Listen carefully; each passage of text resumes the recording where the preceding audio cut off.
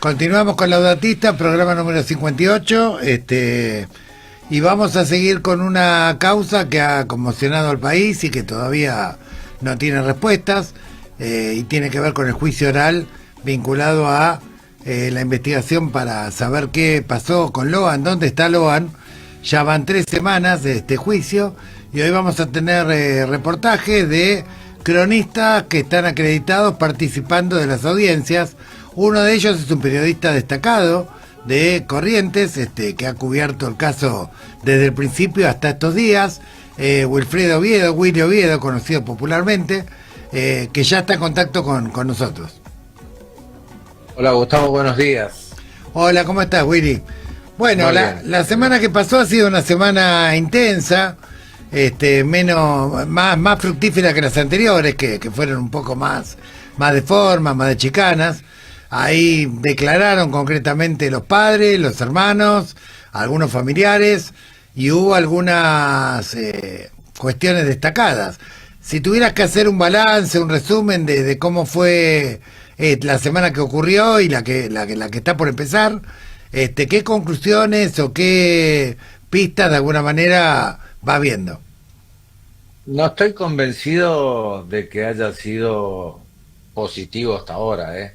O sea, uno entiende que con las declaraciones de los nuevos testigos que van apareciendo, primero, digamos, el núcleo familiar, Sí. que algo podíamos por ahí ver la pata de la sota, pero hasta ahora, créeme, Gustavo, que no veo la luz al final del túnel, ¿eh? O sea, hasta ahora lo único que estoy viendo es más oscuridad. Lo que sí puedo sacar como conclusión es que esos primeros 9 días de investigación de la justicia provincial quedaron muy en evidencia el mal accionar desde el primer momento hasta el último día en que los fiscales Barry y el otro fiscal Castillo habían anunciado que se declaraban incompetentes porque estábamos ante un escenario de trata. Hasta hoy, ya iniciamos la 4ª semana de debate mañana, uno no sabe dónde está el escenario de trata que plantearon la justicia provincial. Cuando pasa la justicia federal, nosotros decíamos, bueno, a lo mejor acá se pueda emprolijar más la causa. Hoy en el debate se ve que también esa investigación federal tiene muchísimos vicios.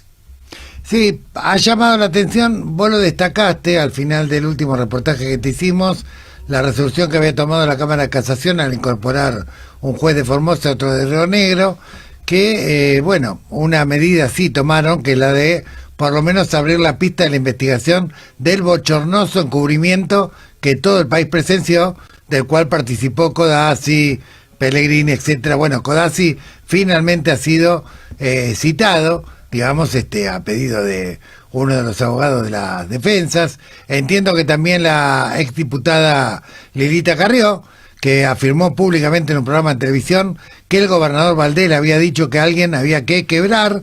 Y por otro lado también el periodista Pablo Pozzone, que siempre tuvo una posición independiente, crítica, digamos, respecto a lo que ocurría con la investigación de la causa y con todos los pormenores, ¿no?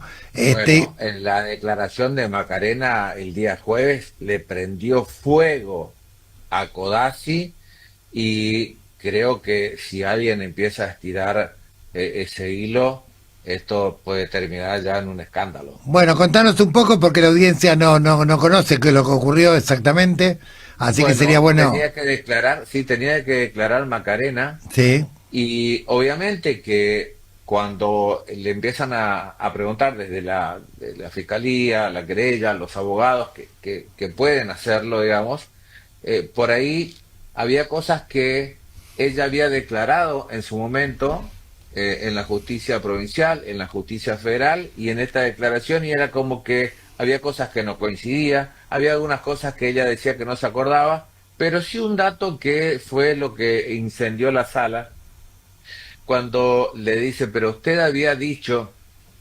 sobre, en declaraciones del 20 no sé cuánto de diciembre, que sostenía la teoría del accidente. Y ahí empieza a abrir una puerta que empezaron a salir un montón de bichos raros, como por ejemplo, dijo que vinieron dos personas diciendo que eran de la fiscalía, diciéndole que la mamá de Macarena quería hablar con ella, que la iban a llevar con ella.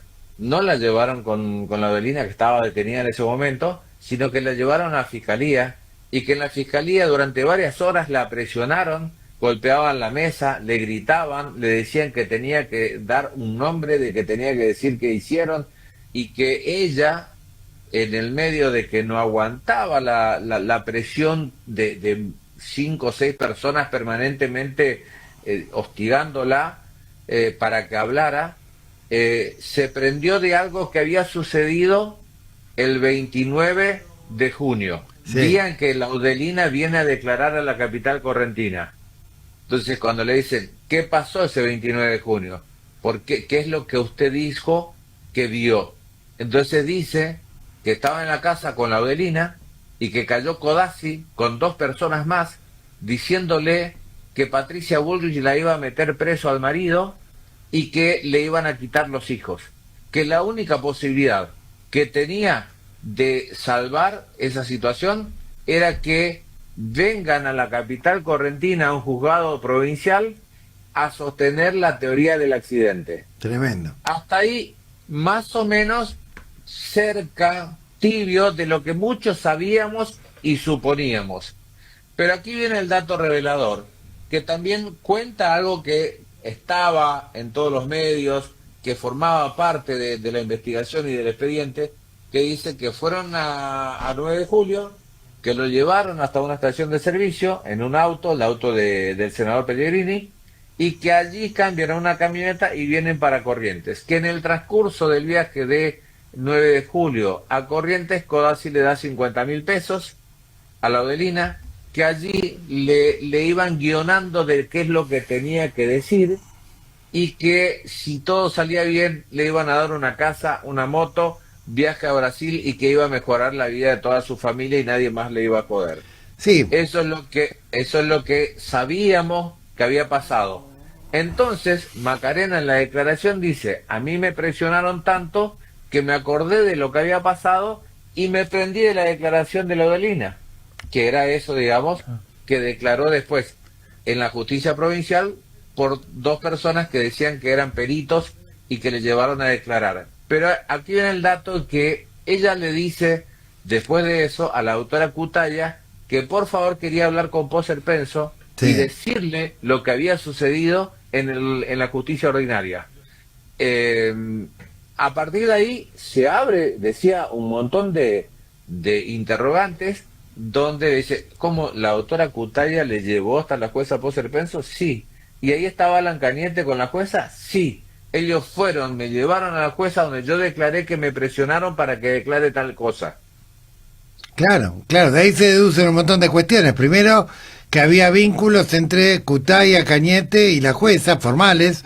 Además Sí. que también lo acredita la presencia de gendarmería o prefectura en el hotel. Eso dice Macarena y Camila, que le dice, ¿cómo? ¿Usted conoce a Soria? Sí, le conocí en el hotel. ¿Usted conoce a Alan Cañete? Sí, le conoce a Cutaya, sí, le conozco. A Rosy Colombo, se empezó, sí, conocían a todos. ¿Y qué hacían?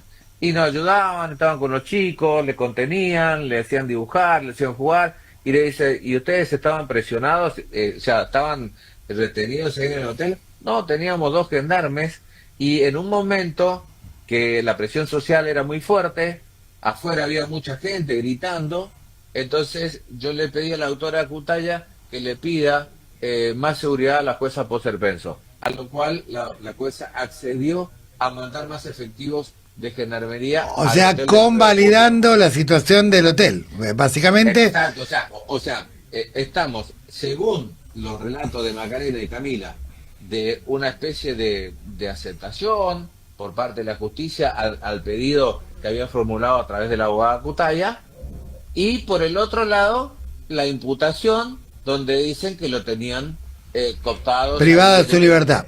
Sí, sí, y además, Entonces, una contradicción. además, Willy, hay que recordar que por esos días, justamente yo hablando con Macarena, o en una oportunidad hablé con Macarena, y esto lo declaré ante juzgado, hice inmediatamente una presentación, la segunda, después de la primera que fue la que reclamaba que activara la alerta Sofía, que la quise ante Protec, la segunda fue ante juzgado y fue justamente sobre los pormenores de las presiones que recibió Macarena y Laudelina en toda la situación de encubrimiento.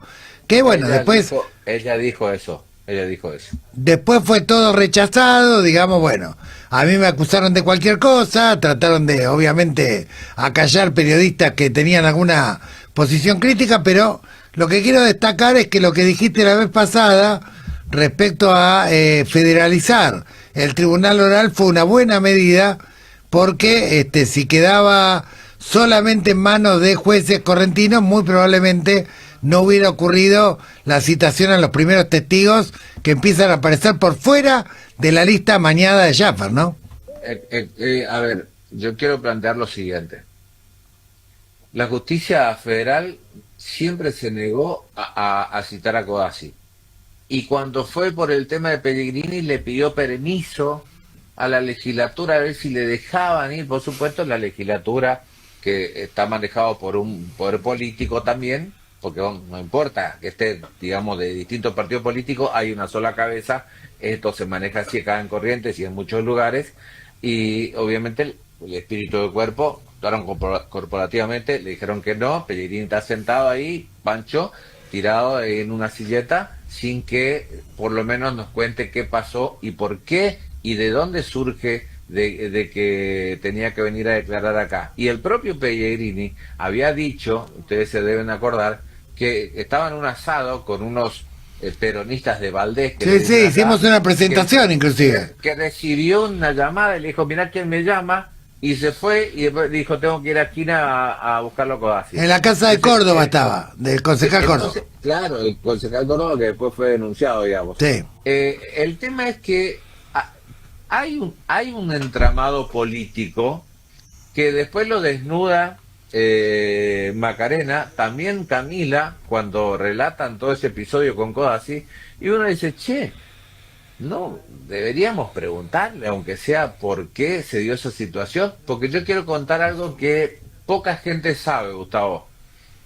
Ese día 29 de junio, yo tenía el dato, me acuerdo que le di casi a modo de primicia a Chiche Helblum a las 5:30, 6 de la tarde, que fue la última nota que hice ese día viernes. Le digo, algo va a pasar en las próximas horas. ¿Qué me dice? Esto no lo sabe nadie y agenden esto. Van a buscar a Catalina y probablemente quede detenida, y van a ir a buscar a Laudelina y sí va a quedar detenida. Cuando yo pregunté por qué lo hacían un viernes a esa hora, y porque te llevan a declarar y ahí nomás te guardan. Esa fue la explicación que yo tenía. ¿Qué hice? Llamo por teléfono a una persona y le digo, quiero que te quedes en la puerta del juzgado porque van a llevar a Laudelina y va a quedar detenida. Eso fue 6:00 la tarde. Sí. Estoy mirando, en esa época todos estábamos haciendo zapping con todo, y recuerdo un incidente que tiene Alejandro Ledesma, cronista de Crónica en ese entonces, con Codazzi, y me indignó. Yo no lo conocía a Codazzi porque le empuja al camarógrafo. Yo me quedé hasta la 1:30 de la mañana tratando de capturar la imagen del auto. Me llaman a mí y me dicen, ¿sabe quién manejaba el auto? Me dice el gordo. ¿Qué gordo? Le digo, Pellegrini. El senador. Yo hice radio y televisión 6 años en Goya, además de hacer radio y televisión también en la capital, iba y venía. Conozco todo y me conocen todos allá. Me dice, el gordo, boludo. Pellegrini, sí, bueno. Ahí empiezo ya a hacer una investigación. Yo soy el que publica la patente de ese auto. Yo soy el que le dice al contacto, quédate porque acaban de salir de 9 de julio, en un rato van a estar en el juzgado federal. Y me fui a cenar. Y después me acuerdo, tipo 12 de la noche, yo dejé a alguien allá, llamo por teléfono, le digo, ¿qué pasó? Me estoy cagando de frío, acá está todo cerrado, todo apagado, acá no hay nadie. ¿Cómo que no hay nadie? Se salieron como a las 8 de la noche en el auto de Codazzi y manejaba a Pellegrini. No, no hay nadie. Me quedé como desencajado. Al otro día, 8:30 de la mañana, leo el tuit de Gustavo Valdés y me quedo absolutamente desorientado.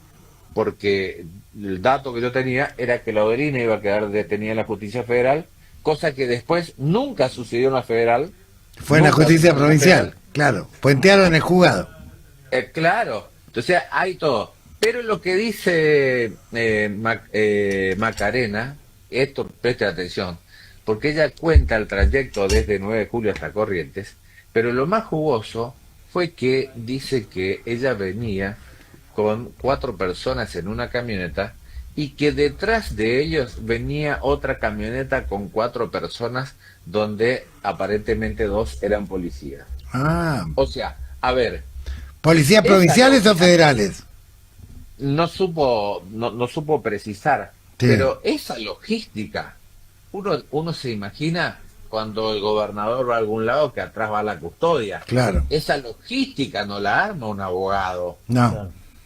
O sea, vos cuando un abogado, y esto todos los abogados lo dan, cuando un abogado recibe a un cliente que le dice, mirá, me amenazaron o me pasó tal cosa, uno no va con 4 personas y el cliente, y además una camioneta con 4 personas atrás de No, y soporte. además otra cuestión, ¿qué pasa con el fuero provincial que acepta recibir en ese estado de conmoción una denuncia donde el fuero provincial ya se había declarado incompetente y estaba en manos del fuero federal? O sea, ¿por qué le Pero, tomaron declaración en el marco del fuero provincial? Suponiendo que porque hubiera habido buena fe. sí, ojo que la famosa denuncia que hizo la Odelina con Codazzi acá, esa fue rechazada, fue desestimada por el fiscal y confirmado por la Cámara además. ¿Se entiende? Sí. O sea, hoy en el expediente que está, digamos, llevando adelante la audiencia, no existe ni una palabra de ese incidente de amenaza. Se descartó eso, se descartó. Willy, Por hay... eso también uno entiende el tema de las citaciones a Codazzi, a Ponzone y a Lilita Carrió. Pero te cuento algo que me planteaste anteriormente sobre el Sí, tribunal que no es de acá. Vos sabés que en esta instancia, si tuviéramos 3, 4 o 5 jueces, si querés, del Tribunal Penal Internacional, ¿sí? De jueces de La Haya, que están nada más para escuchar, para guiar el debate, sí. estoy en la palabra señor fiscal, ¿verdad? O sea, silencio, o sea, para ordenar. Yo entiendo que en un juicio no es lo que uno dice, sino lo que puede probar. Y los jueces deberán evaluar las pruebas. Hasta ahora no hay ninguna prueba concreta que uno diga, este va a la horca, a este el fusilamiento y a este allá a la cámara de gas. Hasta ahora no hay nada. Bien. Dos preguntas antes de terminar, Willy, y después obviamente vamos a seguir entrevistándote durante el desarrollo del juicio. Cuando declaró la abuela Catalina, puede ser que haya admitido que 2 personas o 3 personas la fueron a ver para decirle que la Audelina se tenía que sostener la versión de un supuesto accidente para zafar de una situación Sí, judicial. había dicho que fueron 3 personas, que ella no recordaba quiénes eran, que no los conocía y que le dijeron, por eso ella después en un reportaje, entonces de los tantos que se dieron en ese momento, digamos, en los canales de televisión, ella dice, y para mí que la Odelina le llevó y en otro momento dice, dicen que fue un accidente, la Odelina dijo que fue un accidente, o sea, cuenta, yo no tomaría nada puntual de la declaración de Catalina porque fue entre caótica, lamentable, lastimoso, digamos, porque ella no escuchaba bien, tenía una persona al lado que le iba repitiendo las preguntas al oído, Sí, abogados que no saben preguntar a una persona que no tiene buena memoria, que por ahí se pierde el hilo de la conversación, que un abogado le diga, usted dijo en la declaración del día tanto que cuando estaba a tal lugar fulano, ya se perdió, claro. ya se perdió. Ay, y yo decía, después del cuarto intermedio, digo, "Che, ¿por qué no preguntan? Che, ¿estaba Willy? ¿Sí o no? ¿Estaba Gustavo? ¿Sí o no? puede decir, usted dijo que en el No, almuerzo no, que sí, sí, tenía... cualquiera. O sea, nada, Lo nada último, lo más último, Willy, relevante. lo último, Willy, porque nos queda poco tiempo. Cuando Dale. declaró Camila, puede ser que haya mencionado que fueron personas a verla para tratar de alguna manera de hacerle un entre, de desprenderse de su criatura a cambio de dinero. No, no dijo eso. No Digo, dijo eso. antes de lo de Loan, ¿eh? No, le preguntaron si ella había declarado de que no era Loan la persona a la El que iban a objetivo, sí. desaparecer, sino su hija, y ella dijo que no, que en realidad tenía miedo, como tiene miedo siempre por sus hijos. O Bien, sea, o sea, no es que tenía un miedo especial de que ella sabía o tenía conocimiento de que su hija iba a ser raptada o secuestrada. No, ella dijo, sí tuve miedo, como tengo miedo siempre con mis hijos. claro, claro. Perfecto.